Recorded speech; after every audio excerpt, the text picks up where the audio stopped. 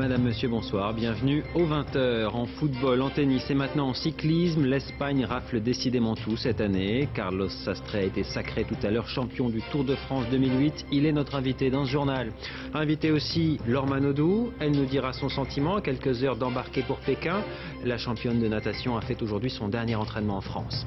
20 taureaux courent toujours dans la nature ce soir en Provence. Un troupeau entier s'est échappé d'une manade dans les Alpilles. L'une des bêtes a même dû être abattue. Elle s'était approchée un peu trop près d'un village. Le FBI a 100 ans aujourd'hui. D'Al Capone à Ben Laden, nous reviendrons sur ces 3 lettres qui ont construit la légende de la police américaine. Ce sera notre grand format de ce soir. Et puis nous reviendrons aussi sur l'œuvre et l'héritage cinématographique laissé par Youssef Chahine.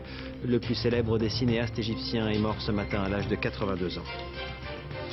Il y a des événements comme cela qui rythment le pouls d'une nation chaque année. Le Tour de France en fait partie et le cœur a battu vite, très vite. Le Tour affiche sa 5e moyenne la plus rapide de l'histoire.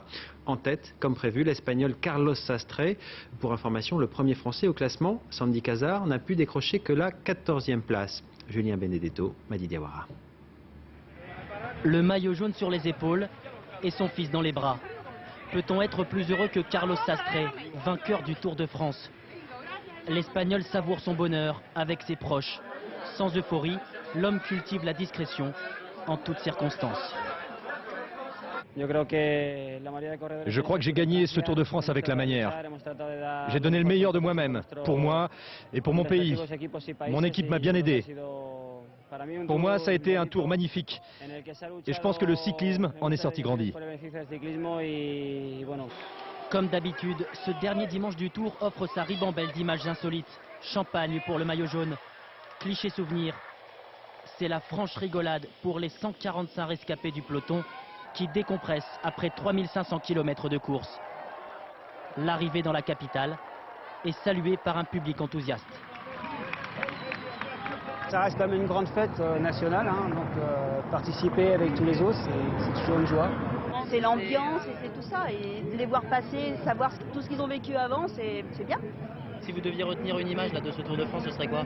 Le panache des Français. Le panache était français, mais la victoire belge. Stegmans s'impose au sprint sur les Champs-Élysées. Après Pereiro et Contador, Sastre offre à l'Espagne un 3e triomphe consécutif dans le Tour de France. Dans son pays, le vainqueur du Tour jouit d'une réputation impeccable. On l'appelle Don Limpio, Monsieur Propre. Et avant de retrouver le champion du jour, on va revenir sur ces 3 semaines d'épreuve. Une épreuve, malheureusement, et comme chaque année depuis 10 ans maintenant, marquée par le dopage. Tout à l'heure encore, on a appris que le Kazakh Fofonov de l'équipe Crédit Agricole a été contrôlé positif à l'issue de l'étape il y a 3 jours. À nouveau, donc, des tricheurs ont dû faire leurs valises. À nouveau, les gendarmes se sont invités sur la route du Tour. Et quant à d'anciens dopés reconnus, ils se sont reconvertis pour certains en managers d'équipe. Nathanaël de Rinxa, Régis Maté. Il rêvait de gloire et de victoire. Mais à Narbonne, Ricardo Rico quitte le Tour sous les sifflets du public. Contrôlé positif à l'EPO, la nouvelle star du peloton est emmenée par les gendarmes. Une image forte, destinée aux tricheurs. Ça prouve la qualité du programme antidopage. Après, il faudra que ce soit bien géré médiatiquement, mais ça veut dire que ça marche. Ça marche et ça change tout. Les 10 premiers jours du Tour, les chasubles oranges de l'Agence française de lutte contre le dopage volent la vedette au maillot jaune. 250 prélèvements en course, 180 contrôles sanguins, jamais un Tour n'a été aussi contrôlé. Beltrame, Dueñas, Rico. Pour l'instant, 3 tricheurs ont été confondus. Piepoli a lui été exclu par son équipe et il reste des analyses en cours. Nous avons fait des prélèvements sanguins des 180 coureurs avant le départ. On en a fait un certain nombre d'autres à Pau. Et ceux qui avaient des mauvais profils sanguins à la première analyse en ont de meilleurs à la deuxième. Ce qui prouve que soit le Tour les met en bonne santé, soit qu'ils ont renoncé à certains produits. Cette édition 2008 n'est que le 5e Tour le plus rapide de l'histoire. Carlos Sastre est loin des 41 km/h 600 d'Armstrong il y a 3 ans.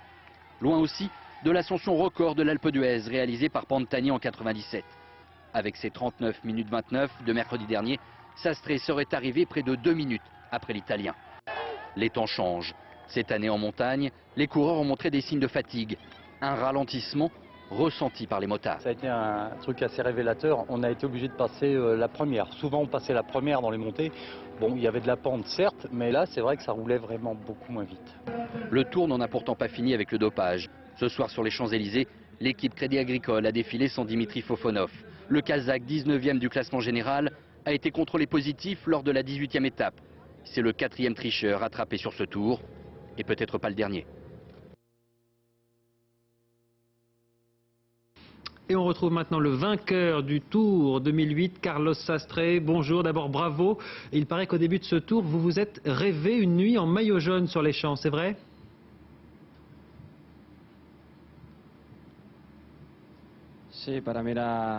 Et oui, c'est vrai. Pour moi, c'était un rêve et finalement, avec l'aide de toute l'équipe, ce rêve est devenu une réalité.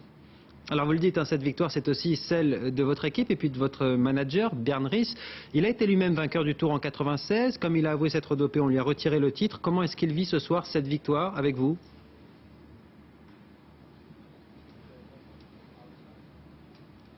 Je crois que pour lui, c'est une nouvelle expérience, une belle expérience. Et je crois qu'il est en train de savourer plus que jamais sa participation dans cette équipe, une équipe qui lutte, une équipe très forte dans ce Tour de France.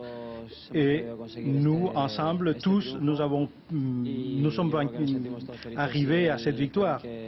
Nous sommes heureux et je crois que nous lui avons donné le plus grand bonheur de sa vie aujourd'hui. On l'a dit tout à l'heure, hein, le dopage s'est encore invité sur le Tour cette année. Qu'est-ce que vous avez envie de dire ce soir à ceux qui pensent encore qu'il faut tricher pour gagner ?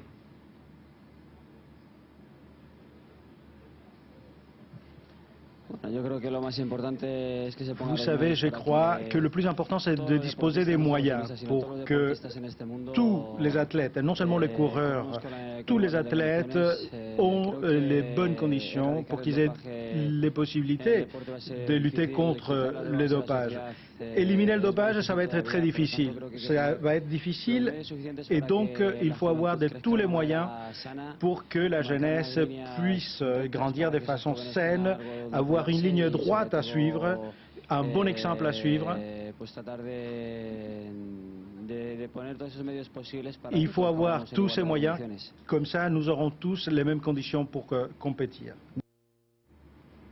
Voilà, et encore bravo, interview qui a été réalisée quelques minutes avant le début de ce journal.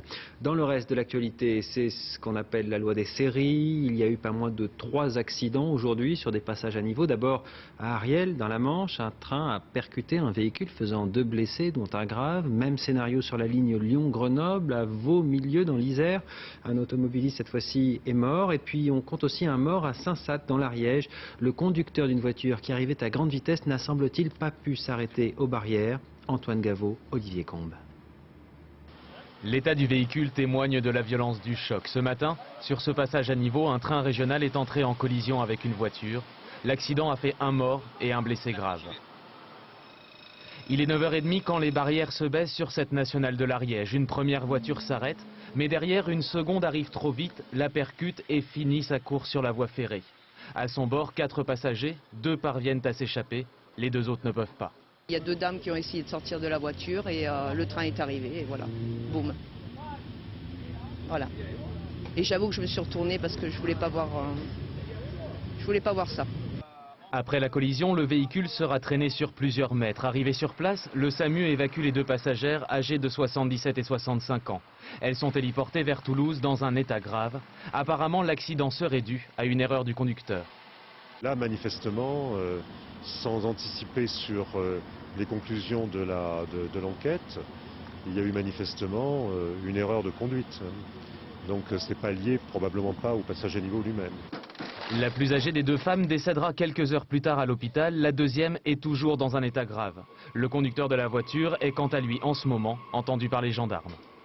Et puis attention au sport d'été, si vous n'êtes pas habitué à les pratiquer, on vient de l'apprendre, une femme de 27 ans est portée disparue ce soir à Saint-Claude dans le Jura. Elle effectuait du canyoning avec un groupe d'une dizaine de personnes, pourtant encadré exactement comme un jeune Espagnol qui lui a été retrouvé noyé aujourd'hui dans une rivière des Pyrénées-Atlantiques. Un acte inadmissible. La ministre de l'Intérieur, Michèle Alliot-Marie, a violemment réagi aujourd'hui à l'affaire qui secoue depuis hier la police marseillaise. Un agent a reconnu avoir abusé sexuellement d'une jeune femme placée en garde à vue. Il a été mis en examen mais laissé libre, ce qui a d'ailleurs choqué le parquet qui a fait appel de cette remise en liberté. En attendant la fin de l'enquête, le policier a été suspendu de ses fonctions. On en sait plus ce soir sur l'incendie qui a décimé dans son sommeil ce week-end une famille entière près de Lyon. Les enquêteurs privilégiaient hier la thèse de l'accident. Eh bien, nos reporters sur place ont appris aujourd'hui que l'hypothèse d'un drame familial n'est désormais plus écartée. Arnaud Comte, Thierry Simonet. La maison de la famille Payon n'aurait pas pris feu accidentellement. De nouveaux éléments troublants découverts hier soir accréditent la thèse de l'incendie criminel. Sur les constatations qui ont été faites hier, il y a deux choses. Il y a un médecin légiste qui a constaté des blessures apparentes sur les corps de la maman et de l'un des enfants. Le deuxième point, c'est que l'expert en incendie a trouvé des traces de liquide inflammable dans la maison, sur les 2 étages. Et également, on a retrouvé 2 bidons de 5 litres de produits inflammables. Les enquêteurs n'écartent aucune piste, mais privilégient désormais celle du drame familial. Le couple et leurs 2 enfants, qui revenaient d'un séjour au Vietnam le jour de l'incendie, ne s'entendaient plus, selon des proches. Jacqueline Payon, la mère, avait même confié ses états d'âme il y a quelques semaines à son professeur de judo. Je savais qu'elle devait aller au Vietnam, mais je pensais qu'ils y étaient encore. Moi, je pensais qu'elle partirait plus longtemps, etc. Mais bon, elle m'avait confié que c'était sa dernière chose en commun, quoi. Qu'elle allait se séparer. Oui, après, au retour du Vietnam. Les gendarmes s'intéressent de près à la personnalité du père, Pascal Payon, un homme discret et travailleur selon ses amis. Les corps des victimes doivent être autopsiés mardi au plus tard. La nature des coups reçus par la mère et l'un des enfants, ainsi que les conclusions de l'expert incendie, devraient éclaircir les circonstances de ce drame. C'est une incroyable histoire qui fera des souvenirs aux touristes du côté de Saint-Rémy-de-Provence. Un troupeau de taureaux s'est échappé d'une manade de la région. Les bêtes pèsent tout de même plusieurs centaines de kilos. Le préfet a autorisé de les abattre en cas de danger. C'est d'ailleurs ce qui s'est passé pour l'une d'entre elles, près d'un village. Pour l'heure, la moitié a pu être récupérée, mais une vingtaine d'animaux n'a toujours pas été rattrapés. Sur place, Léo Lamberton et Frédéric Guibal. Toute la journée, les taureaux ont joué au chat et à la souris avec les hommes. Gendarmes et manadiers ont dû parfois les extraire un par un des vergers où ils s'étaient réfugiés.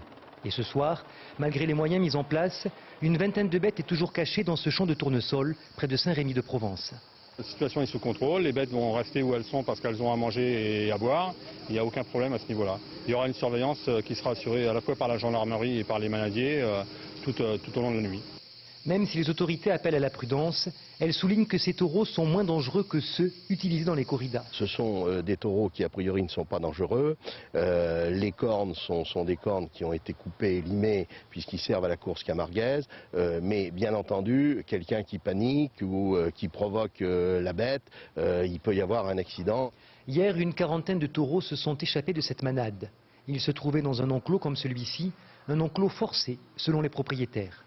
On nous a ouvert les clôtures encore dimanche, samedi dernier, ce samedi, et on tire des coups de fusil dans les taureaux. Qu'est-ce qui se passe?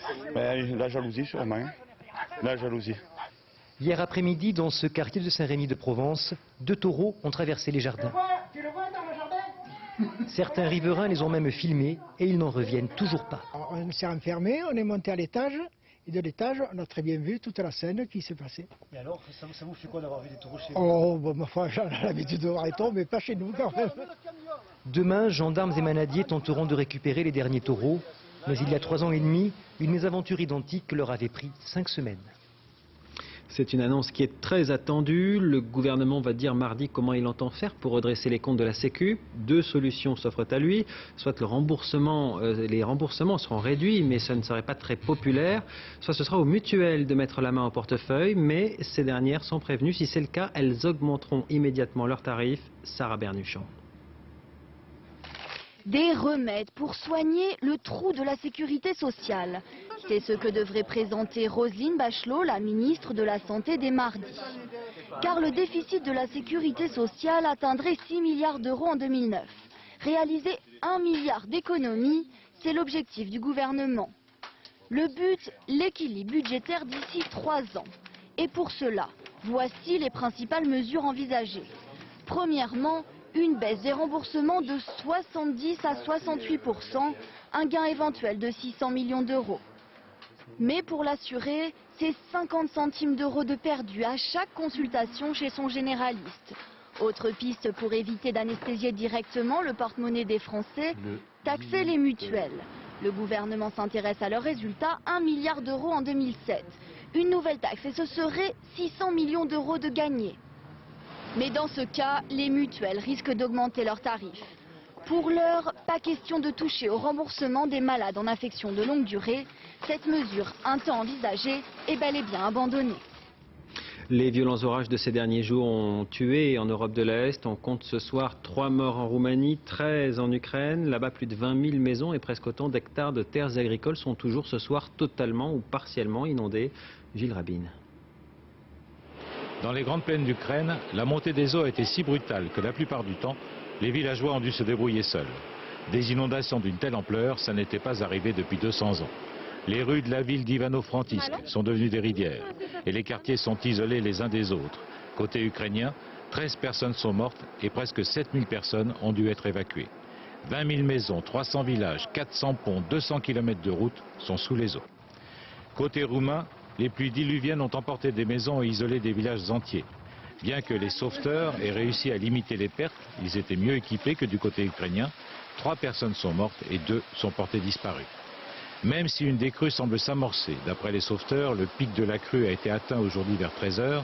Les conséquences seront dramatiques et pendant longtemps. En effet, les récoltes d'été sont perdues et pire, 5500 puits sont pollués. Et puis en Grèce, ce sont les flammes qui posent toujours problème, bien que les pompiers affirment désormais maîtriser la situation sur l'île de Rhodes, avec l'aide notamment de Canadair français et italiens. En 6 jours, on estime que l'incendie a ravagé plus de 5000 hectares de forêt et de broussailles. Et l'homme qui a reconnu avoir déclenché ce feu par négligence a été condamné à 4 ans de prison. La compagnie aérienne australienne Qantas va devoir vérifier toutes ses bouteilles d'oxygène sur les Boeing 747. Les experts veulent savoir si l'explosion de l'une d'entre elles peut expliquer le trou qui est apparu en plein vol vendredi dernier sur l'un de ces appareils. En tout cas, selon les premiers constats, l'une de ces bouteilles a disparu. On ignore pour l'heure si c'est parce qu'elle a explosé ou si c'est parce qu'elle est tombée dans le vide après l'incident. J-12 pour les Jeux Olympiques de Pékin. Les autorités chinoises viennent d'inaugurer le fameux village olympique. Il doit accueillir plus de 16 000 athlètes venus du monde entier. Voici à quoi il ressemble. Reportage Samasoula, Tristan Lebras. Brouillard épais et chaleur moite, on est loin du ciel bleu tant espéré par les officiels, mais pas de quoi gâcher le plaisir des athlètes chinois et son immanquable vedette, Yao Ming, l'icône du basket champion de la NBA, adulé par les Chinois. C'est le village des athlètes du monde que l'on inaugure. Une clé en or donnée par le président du comité olympique pékinois à celle que l'on surnomme ici Madame le maire du village. La porte, c'est une petite troupe de mascottes espiègles qui a le privilège de l'ouvrir. On va faire en sorte que ce village devienne une maison confortable, accueillante et sûre pour les athlètes. J'espère que tous vont bien manger, bien dormir et faire de belles performances. Sur la photo de famille, une toute petite partie de la délégation chinoise qui comptera 639 sportifs, c'est la plus importante. Des athlètes qui supportent depuis des mois une énorme pression. Ils retournent d'ailleurs immédiatement à l'entraînement. Ils s'installeront plus tard au village. Un village qui porte bien mal son nom, c'est un vaste domaine sobre et surprotégé, mais il serait selon les plus anciens experts olympiques, un des plus modernes et luxueux jamais offerts aux athlètes. Quelques délégations ont commencé à s'installer dans les 42 immeubles flambant neufs, avec des restaurants ouverts 24 heures sur 24, une clinique et des magasins. Tout est fait pour que les athlètes y vivent en autarcie. 10 000 athlètes du monde entier vont jour après jour s'installer dans cet immense village olympique. Les premiers sportifs français à y prendre leur quartier sont attendus dans les prochaines heures. Parmi eux, le porte-drapeau français, Tony Estanguet. Elle est avec nous en direct. Laure Manodou s'apprête, elle, à prendre l'avion pour Pékin. Avant de la retrouver, je vous propose de revenir d'abord sur sa dernière journée d'entraînement en France.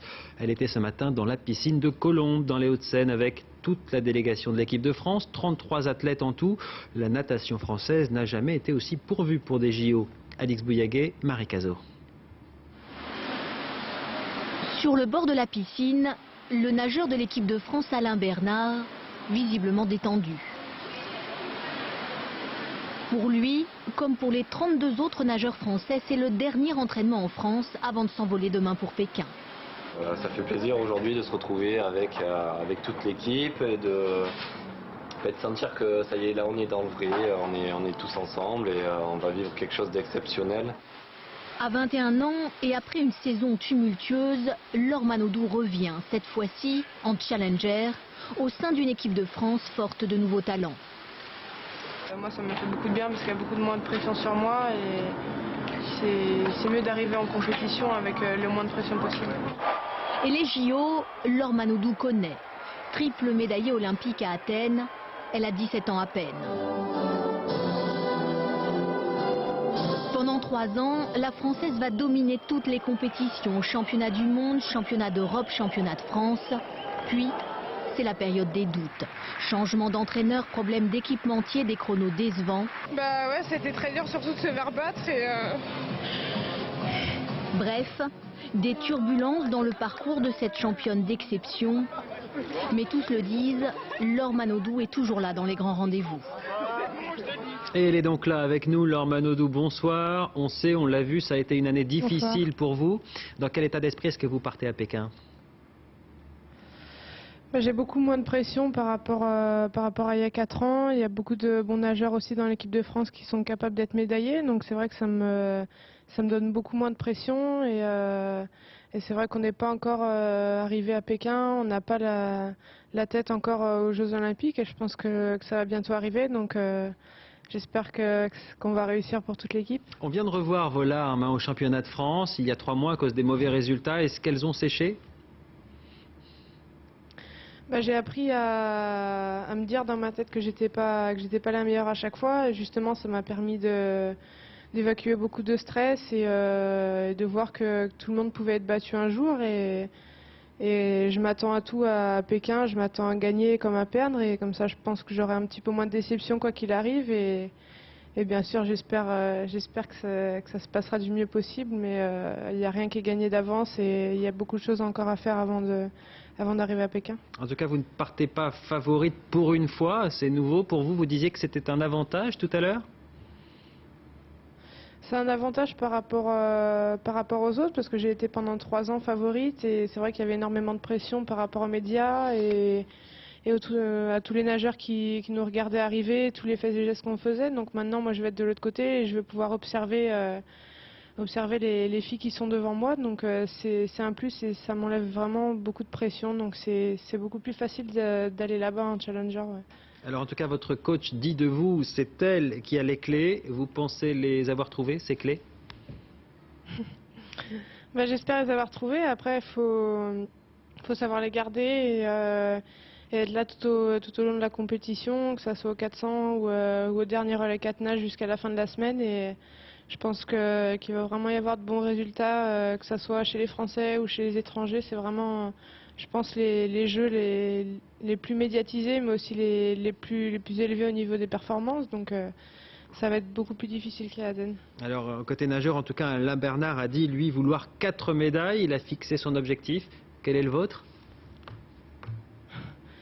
Moi, je nage 4 fois, dont 3 courses individuelles, mais je vais pas faire comme il y a 4 ans et dire que je vais gagner, mais déjà, il faut que je me qualifie en demi-finale et en finale, et après, c'est vraiment les 8 finalistes qui peuvent gagner, donc...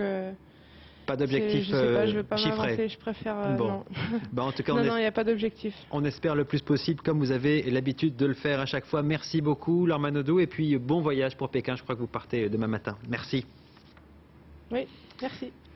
Les athlètes seront-ils en sécurité à Pékin? Depuis quelques jours, les autorités chinoises semblent évoluer dans un climat d'extrême tension. Elles affirment même avoir démantelé un complot d'attentats terroristes. Un groupe séparatiste aurait officiellement menacé de frapper pendant ces Jeux Olympiques. Alors qu'en est-il exactement? Que sait-on de ce risque et de sa réalité? On fait le point avec Bernard Lebrun. En plein centre commercial, devant les caméras, les forces spéciales antiterroristes chinoises attaquent des cibles imaginaires. Le message est clair, tout est prêt au cas où. Mais les manœuvres et autres gesticulations en pleine ville créent un climat de paranoïa.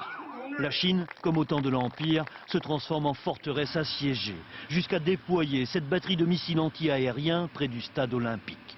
Pour autant, ces derniers jours, les incidents se sont multipliés, y compris des explosions dans des bus, des attentats contre des civils du jamais vu en Chine.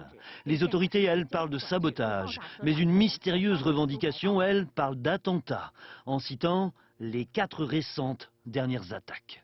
Par vidéo interposée, drapeau olympique en flammes, explosion du stade. À l'image, les bus attaqués et un homme aux yeux bridés se faisant appeler le commandant Seyfoullah. Il se revendique ouïghour, musulman de Chine, et s'exprime, dit-il, au nom du parti islamique du Turkestan. Le Turkestan, aujourd'hui le Xinjiang, province chinoise depuis 1876, annexée par la force et qui jadis s'appelait le Turkestan oriental. Une province donc, 4 fois grande comme la France, peuplée de 20 millions d'habitants, dont 8 millions de Ouïghours, l'ethnie chinoise musulmane. Mais cette revendication est-elle crédible? Ce qui est crédible, c'est que des gens veuillent utiliser la vitrine des Jeux Olympiques pour se faire entendre, pour faire connaître leur cause, mais il y a des mystères autour de cette revendication et autour des attentats qui sont concernés.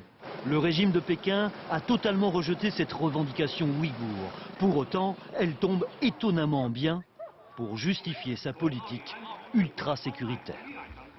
Et en parlant de sécurité, le fameux FBI fête aujourd'hui ses 100 ans. FBI, c'est 3 lettres qui ont construit la légende de la police américaine. D'Al Capone à Ben Laden, ces agents ont été sur tous les fronts avec plus ou moins de réussite. C'est notre grand format de ce soir. Il est signé Martine Larjoubert et Pascal Geoffriot. Ce n'est pas du cinéma, mieux encore. L'entraînement des hommes du FBI avant-guerre, le début d'une légende marquée par des heures de triomphe, mais aussi par des échecs cuisants. La gloire avec l'arrestation du gangster Al Capone par le mythique Elliot Ness. La fuite dénouée dans le sang de Bonnie and Clyde, les exploits du FBI captent l'imagination et inspirent le cinéma et la télévision. À la tête du FBI pendant 48 ans, dès les années 20, un homme redoutable, Edgar Hoover. Il fait trembler l'Amérique, il veut tout voir, tout entendre. Il chasse les étrangers puis les rouges, les communistes. Le mal absolu à ses yeux, il sera plus indulgent avec la mafia. Maniaque, méticuleux, il monte des dossiers, mais les Américains surfichent son rôle au moment de l'assassinat de John Kennedy, puis celui du tueur Harvey Oswald demeure obscur. Les années Hoover jalonnent encore la visite du musée du FBI à Washington. Avant l'époque de Hoover, le fait de faire respecter la loi était souvent une affaire politique. Il a transformé le système, en a fait une structure, un métier de professionnel, c'est ce qui est en vigueur de nos jours. Aujourd'hui, les G-Men, les hommes du gouvernement, sont près de 30 000. La ténacité demeure leur marque de fabrique. Ici, l'arrestation d'un membre du Ku Klux Klan, plus de 20 ans après le meurtre de militants de la lutte pour les droits civiques. Cette histoire inspirera le film Mississippi Burning. Mais depuis le 11 septembre, le FBI est sur la sellette. Une femme, agent du FBI, qui travaillait sur le cas de Zacarias Moussaoui, affirme avoir informé en vain sa hiérarchie des risques d'attentat. Lors d'une commission d'enquête au Congrès en 2004, George Bush dément avoir reçu des informations à ce propos. Si mon administration avait eu la moindre information à propos d'une éventuelle attaque sur New York le 11 septembre, nous aurions agi. L'homme le plus recherché demeure Oussama Ben Laden. Une interminable traque dans tous les esprits des agents du FBI. Ce soir, ils fêtent leurs 100 ans d'existence. Leur priorité a évolué de la lutte contre le crime organisé à la chasse aux terroristes, mais leur devise demeure la même, fidélité, bravoure, intégrité. Il défendait la liberté, il pourfendait les intégrismes de tous bords. Le cinéaste égyptien Youssef Chahine s'est éteint ce matin à l'âge de 82 ans. Il avait reçu, on s'en souvient, le prix très prestigieux du 50e anniversaire du Festival de Cannes pour l'ensemble de son œuvre. José Blanc-Lapierre, Mathieu Bernier. Cannes 1997. L'ancien petit cinéaste du tiers-monde entre dans la cour des grands après 50 ans de carrière. J'attends ça depuis 47 ans. Une consécration qui ne change rien à la passion que le réalisateur a pour son pays. À 73 ans, le voici levé à l'aube dans les rues du Caire, direction les studios où il distribue les petits boulots d'acteurs au pays de la misère et de la débrouille. À cette époque-là, dans son film intitulé L'autre, le réalisateur s'attaque aux affairistes et aux politiques corrompus. Les demi-dieux qui savent tout ce qui va se passer, si c'est bien, si c'est mauvais, c'est eux qui vont prendre des décisions pour nous. À ses débuts, l'argent se fait rare, il joue lui-même dans ses films. Le voici dans Gare Centrale, où il décrit la vie ouvrière, du jamais vu, sur les écrans égyptiens. Il sera le premier aussi à repérer Omar Sharif dans Le démon du désert. Puis Dalida. Dégage! Ou j'appelle les 3 infirmiers, ils t'expédieront tous dans le désert. Tu gémiras, tu vomiras, jusqu'à tu crèves. D'un côté, il y avait ce chemin de Dalida vers l'Égypte, et de l'autre, il y avait ce chemin de Youssef Chahine vers la chanson populaire pour montrer que ce n'est pas une prison pour Dalida et que ça lui permettait d'être une grande actrice aussi. Dans Le Destin, où un philosophe voit ses livres brûlés par les intégristes, Chahine part en guerre contre l'intolérance. Une façon de répondre aux menaces et à la censure qu'il subit. La condition primaire, c'est de ne pas avoir peur. Fais ce que tu crois que ta fonction demande de toi. Tu as dit que tu es metteur en scène, tu dis ce que tu as à dire. Chrétien en terre musulmane, Chahine a toujours combattu le fanatisme avec gravité, mais toujours mêlé à une immense gaieté. Il a cartonné aux États-Unis. Le dernier pari des studios Pixar débarque en France cette semaine. Son titre, Wall-E. C'est une histoire d'amour entre un robot compacteur de déchets et une sonde droïde en quête d'une trace de vie sur notre bonne vieille planète polluée. Un film de science-fiction en images de synthèse. Pascal Deschamps, Frédéric Delarue. Fini les lapins qui parlent ou les fées de mon enfance. Le prince charmant du nouveau Disney, c'est lui. Une drôle de petite machine aux yeux de cocker et qui s'appelle... Et tu es content d'être à Paris pour cette avant-première? Est-ce que tu penses que les hommes devraient avoir peur des robots? Wall-E, c'est le dernier robot présent sur Terre, programmé depuis 700 ans pour faire des tas avec les déchets laissés par les humains. Après Nemo, le poisson handicapé, et Ratatouille, le rat cuisinier, voici donc le robot compacteur d'ordures sur une planète polluée, dernier né des studios Pixar, spécialiste des thèmes audacieux. En tant que producteur, on a eu la même réaction que n'importe qui. Vraiment, tu veux faire un film sur un robot compacteur d'ordures?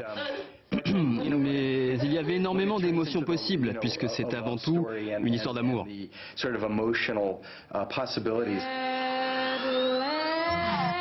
Car évidemment, Wall-E va vite en pincer pour Eve, robot de la toute dernière génération, pour lequel son cœur en acier va littéralement fondre. Ensemble, ils vivront des aventures sidérales et sidérantes qui les mèneront sur les traces des derniers humains, réfugiés dans un drôle de vaisseau. Entre 2001, Odyssée de l'espace, ou les romans futuristes George Orwell, Wall-E est un vrai film d'anticipation pour enfants. Autodestruction dans 10 secondes. 10, 9, 8, 7... Suspense, humour, émotion, pollution, l'imagination des créateurs de Pixar est vraiment sans limite.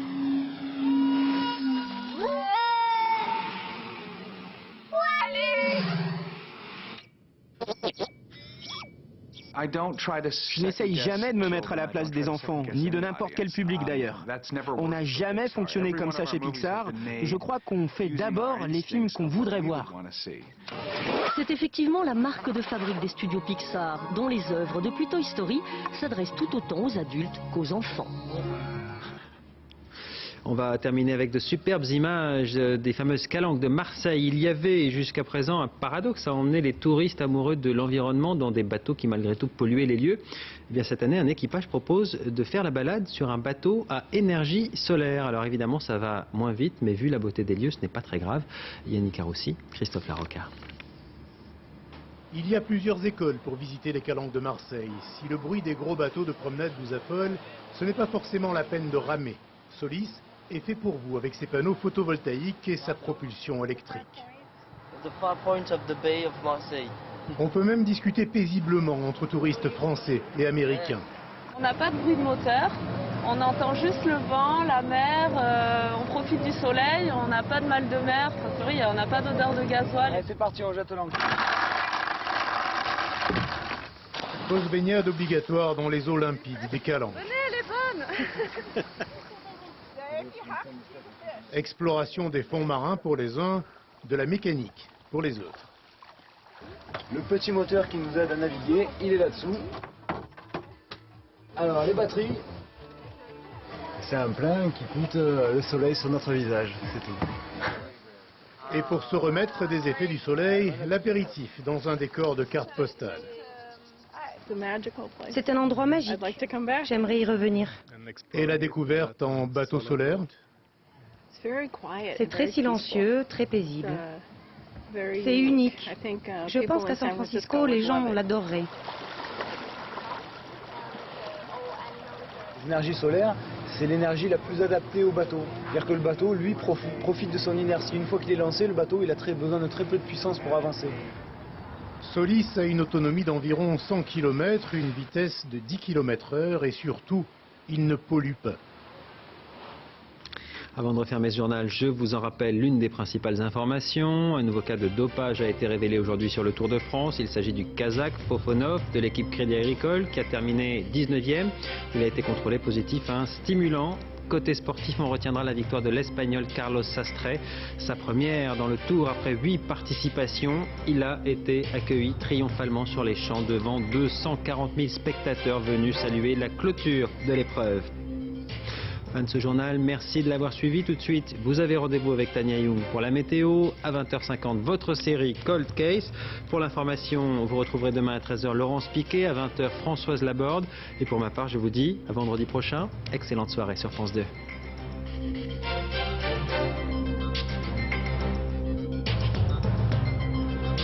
L'info en continu est aussi sur France2.fr.